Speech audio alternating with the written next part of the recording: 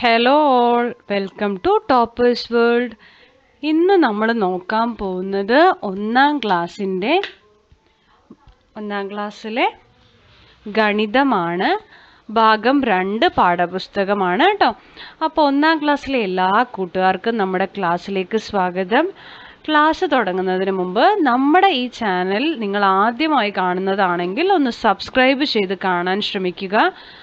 അതുപോലെ തന്നെ ഈ ക്ലാസ്സുകൾ നിങ്ങൾക്ക് ഉപകാരപ്പെടുകയാണെങ്കിൽ ഒന്ന് ലൈക്ക് ചെയ്യാനും മറക്കരുത്.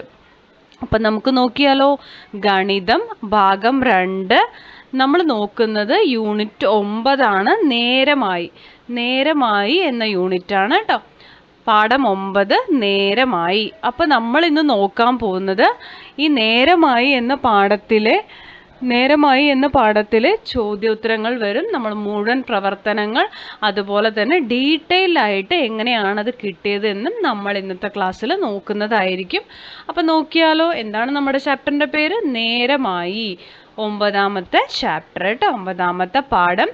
അതുപോലെ തന്നെ ഇത് മലയാളം മീഡിയം കുട്ടികളുടെ ആണ്. മലയാളം മീഡിയം ടെക്സ്റ്റ് ബുക്കാണ് നമ്മൾ ചെയ്യുന്നത്. ഇംഗ്ലീഷ് മീഡിയംകാരുടെയും നമ്മൾ ചെയ്യുന്നുണ്ട്. അപ്പം നമുക്ക് നോക്കാം. നേരമായി. ചിത്രം നോക്കൂ. എന്താണ് ചിത്രത്തിൽ നിങ്ങൾക്ക് കാണുന്നത്? എന്തൊക്കെ കാണുന്നുണ്ട് മക്കളെ ചിത്രത്തിൽ? ഇതാ ഒരു മൂങ്ങ കാണുന്നുണ്ട് അല്ലേ? ഒരു മരക്കൊമ്പിൽ മൂങ്ങ ഇരിക്കുന്നുണ്ട്. മൂങ്ങയുടെ കണ്ണൊക്കെ കണ്ടോ? ചില സ്ഥലത്ത് മൂങ്ങാന്ന് കൂമൻ എന്നൊക്കെ പറയുന്നത് ഇതിനെ തന്നെയാണ് കേട്ടോ.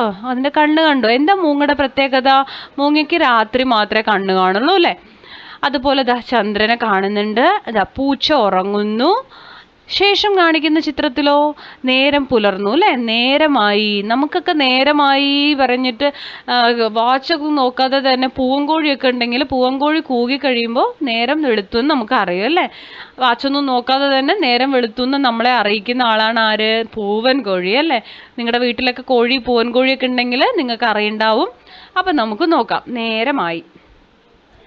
മിയയുടെ ഡയറി. ജാനുവരി 1 ബുധൻ. അപ്പം ജാനുവരി 1-ാം തീയതി ബുധനാഴ്ചത്തെ മിയയുടെ ഡയറിയാണ്. മിയ എന്ന പറഞ്ഞ കുട്ടിയുടെ ഡയറി. എൻ്റെ ഒരു ദിവസം.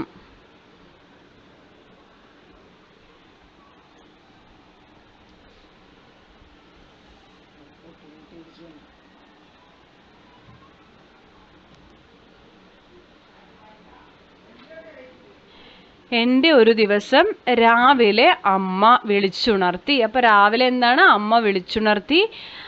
നമ്മളെല്ലാവരും എഴുന്നേറ്റ ഉടനെ എന്താ ചെയ്യുക? അമ്മയോ അച്ഛനോ ഒക്കെ നിങ്ങളെ വിളിച്ചെണീപ്പിക്കും. എഴുന്നേറ്റതിന് ശേഷം നിങ്ങൾ ആദ്യം പോയിട്ട് ബ്രഷ് ചെയ്യുക, പ്രഭാത കൃത്യങ്ങളെല്ലാം ചെയ്യും അല്ലേ?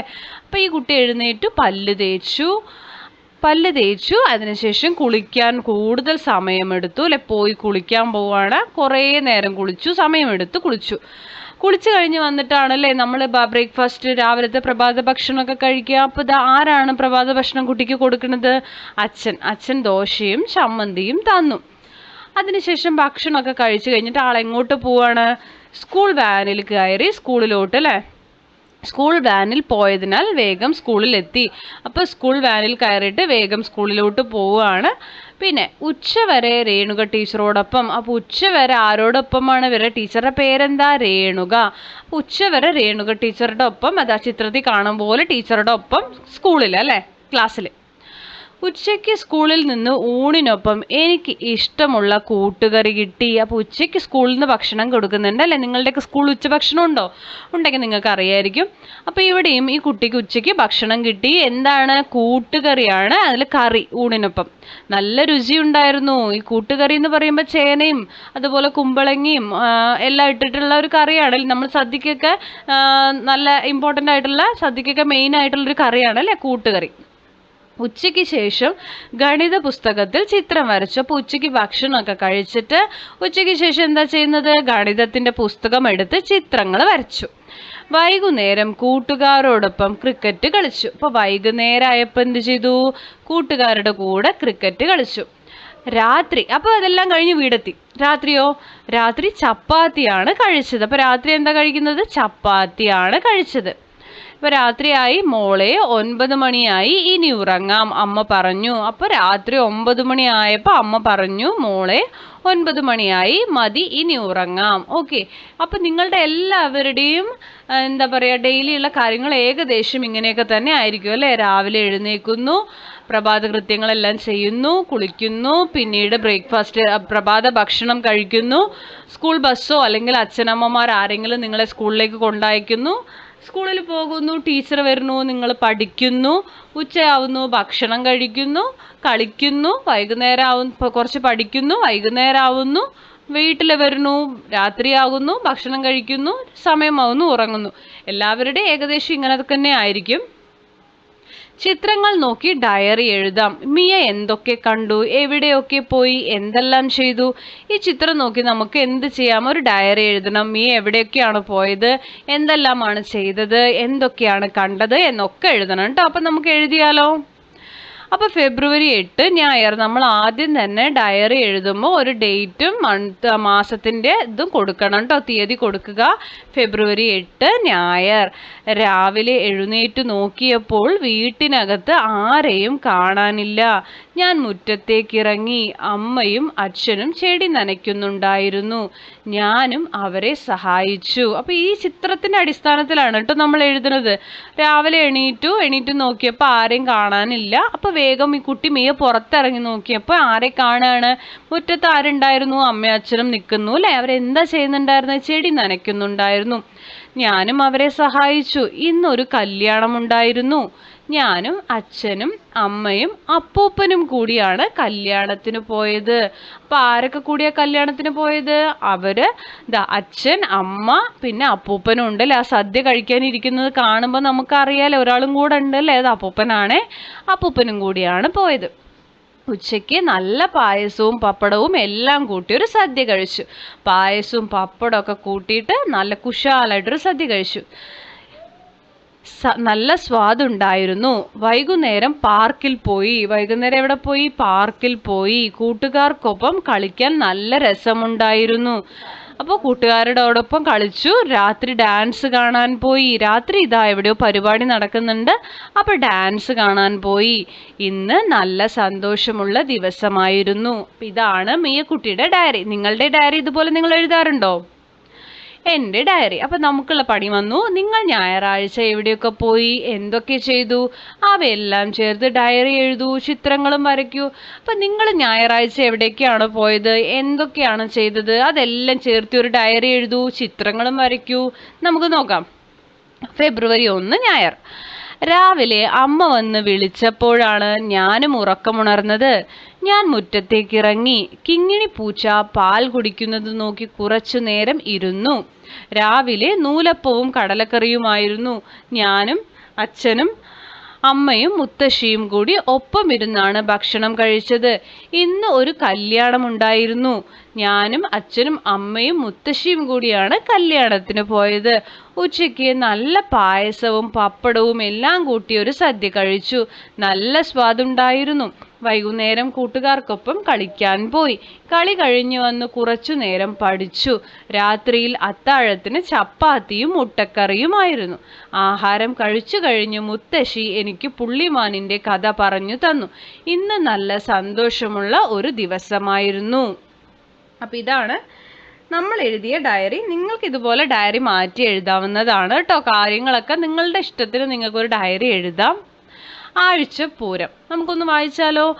ആഴ്ചകൾ 7 കൂടി കൊടകര പൂരം കാണാൻ ചെന്നെത്തി. അപ്പൊ ആഴ്ചകൾ ഏതൊക്കെയാ ഇവിടെ പറയുന്ന ആഴ്ചകൾ? ഞായർ ഗമയിൽ നടന്നു, മുന്നിൽ പിറകെ കൂടി മറ്റുള്ളോർ. ഞായർ, തിങ്കൾ, ചൊവ്വ, ബുധൻ, വ്യാഴം, വെള്ളി, ശനി. ഇതാണ് ഈ ആഴ്ച എന്ന് പറയുന്ന 8 ദിവസങ്ങളെയാണ്. അപ്പൊ ആദ്യം വരുന്നത് ഞായറാഴ്ചയാണ്. ഒരാഴ്ചയുടെ ആദ്യം തുടങ്ങുന്ന ദിവസം ഞായറാണ് കേട്ടോ, തിങ്കളല്ല. തിങ്കളാഴ്ച എന്ന് പറയുന്നത് പ്രവൃത്തി ദിവസം, അങ്ങനെ മാത്രമാണ്. ഒരു ആഴ്ചയുടെ ആദ്യ ദിവസം ഞായറാഴ്ചയാണ്. ഞായർ ഗമയിൽ നടന്നു, മുന്നിൽ പിറകെ കൂടി മറ്റുള്ളോർ. തിങ്കൾ വാങ്ങി ചാന്തും പൊട്ടും, ചൊവ്വ കറക്കി കളിപ്പാട്ടം. ബുധനും വ്യാഴവും ചുറ്റി നടന്നു, കടല കുറിച്ചു രസിക്കുന്നു. വെള്ളി തിരഞ്ഞു പലഹാരം, ശനിക്കു വേണ്ടത് മണിമാല. ചുറ്റിയടിച്ചു നടക്കും നേരം, ചടപട ചടപട വെടിപൊട്ടി. പേടിച്ചോടി ആഴ്ചകളേഴും, ചുവരിൽ കയറി ഇരിപ്പായി. ഓക്കെ, PT മണികണ്ഠൻ പന്തലൂരിന്റെ കവിതയാണ്. നിങ്ങൾ കവിത വായിച്ചു നോക്കിക്കോളൂ.